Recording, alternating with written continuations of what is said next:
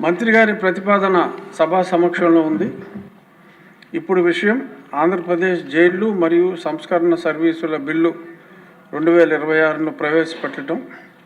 ఈ ప్రతిపాదనకు సుముఖంగా ఉన్నవారు అవును అనండి, వ్యతిరేకంగా ఉన్నవారు కాదు అనండి. అవునన్నారు, అవునన్నారు, అందరూ అవునన్నారు. ప్రతిపాదన ఆమోదించడమైనది. బిల్లు సభలో ప్రవేశపెట్టబడింది.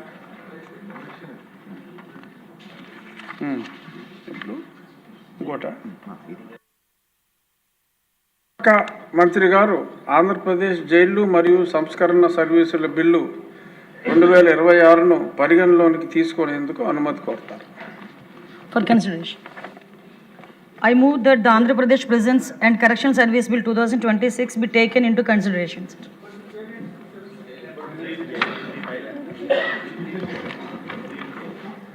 అధ్యక్ష, మనకి యాక్చువల్గా రాష్ట్రంలో జైళ్ల పరిపాలన బ్రిటిష్ కాలంలో రూపొందించిన ప్రిజన్స్ చట్టం 1894, ప్రిజనర్స్ చట్టం 1900, ట్రాన్స్ఫర్స్ ఆఫ్ ప్రిజనర్స్ చట్టం 1950 ప్రకారం జరుగుతుంది అధ్యక్ష.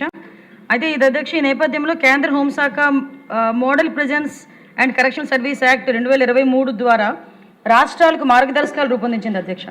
దాన్ని బట్టి ఆంధ్రప్రదేశ్ ప్రభుత్వం కూడా Andhra Pradesh prisons and correction service చట్టం 2026ని తయారు చేయడం జరిగింది. అంటే ఎస్పెషల్లీ ఈ చట్టాలు ఇంతకుముందు చట్టాలు ఎలా ఉండేవంటే కేవలం ఎవరైతే ముద్దాయిలు ఉన్నారంటే దాని ప్రకారంగా శిక్షించాలి, చట్టాలు ప్రధానంగా శిక్షించాలి ఉద్దేశంతో రూపొందించారు.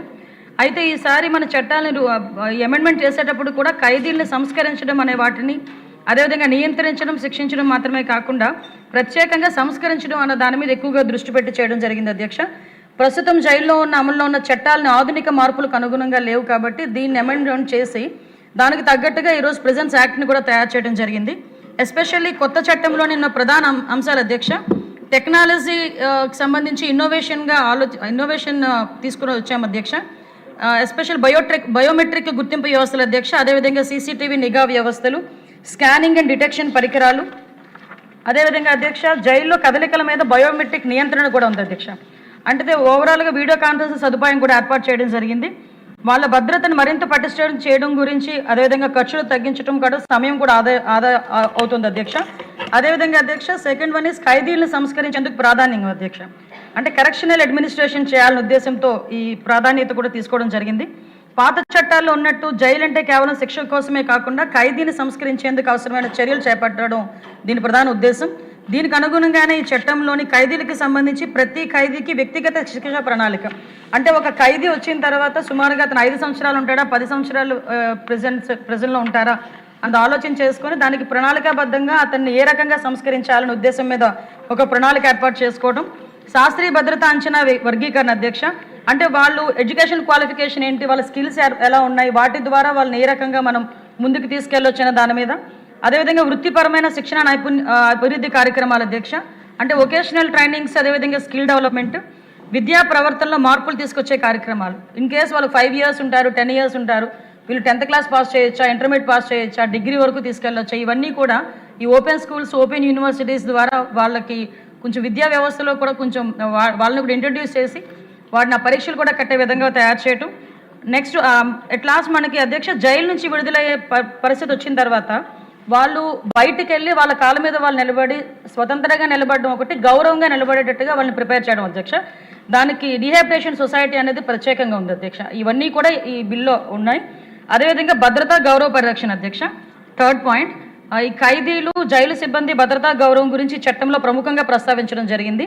రాజ్యాంగబద్ధ హక్కులకు అనుగుణంగా మానవీయ కోణంతో వ్యవహరించాల్సి ఉంటుంది కాబట్టి ప్రత్యేకించి మహిళా ఖైదీలు ఒక సెపరేట్ మహిళా ఖైదీలు కూడా సెపరేట్గా ఇవ్వటం.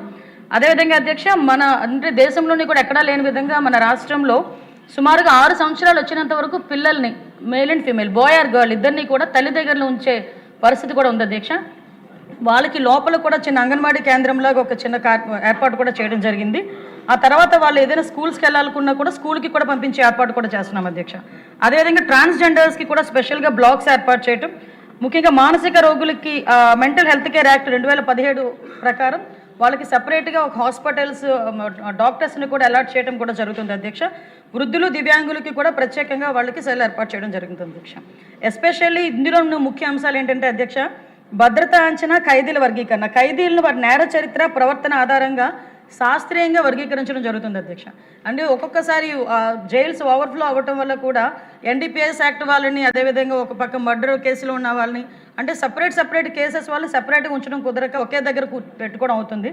దానివల్ల కొన్ని ప్రాబ్లమ్స్ రైజ్ అవుతున్నాయి. కాబట్టి వీళ్ళందరినీ కూడా శాస్త్రీయంగా సాగ్రిగేట్ చేయాలన్న ఆలోచన కూడా ఈ బిల్లో ఉంది అధ్యక్ష. అదేవిధంగా వ్యక్తిగత శిక్షా ప్రణాళికలకి ప్రతి ఖైదీకి ప్రత్యేక సంస్కరణ ప్రణాళిక కూడా ఏర్పాటు చేయడం జరిగింది. వీటితో పాటు అధ్యక్ష, ఖైదీలు సిబ్బందికి ఫిర్యాదులు పరిష్కరించే వ్యవస్థను కూడా ఏర్పాటు చేయడం జరిగింది. ముఖ్యంగా జైలు అభివృద్ధి మండలి ద్వారా మౌలిక వసతుల అభివృద్ధి, ఆధునికీకరణ, పర్యవేక్షణ కోసం కూడా ఏర్పాటు చేయడం జరిగింది అధ్యక్ష.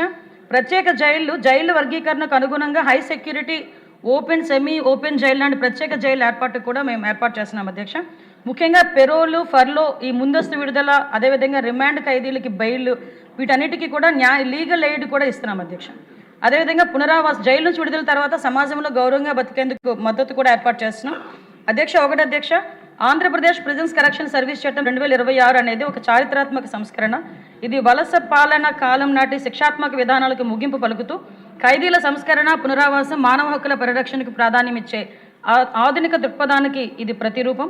ఈ చట్టం జైలును కేవలం నిర్బంధ కేంద్రాలుగా కాకుండా వ్యక్తిత్వ వికాస కేంద్రాలుగా మారుస్తూ సమాజంలో సానుకూల మార్పు తీసుకురావడమే కొత్త చట్టం యొక్క లక్ష్యం. కాబట్టి ఈ చట్టాన్ని అసెంబ్లీలో సభ్యులందరూ కూడా ఆమోదించాల్సిందిగా కోరుకుంటున్నాను అధ్యక్ష. ఇప్పుడు షార్ట్ చర్చ మేడం.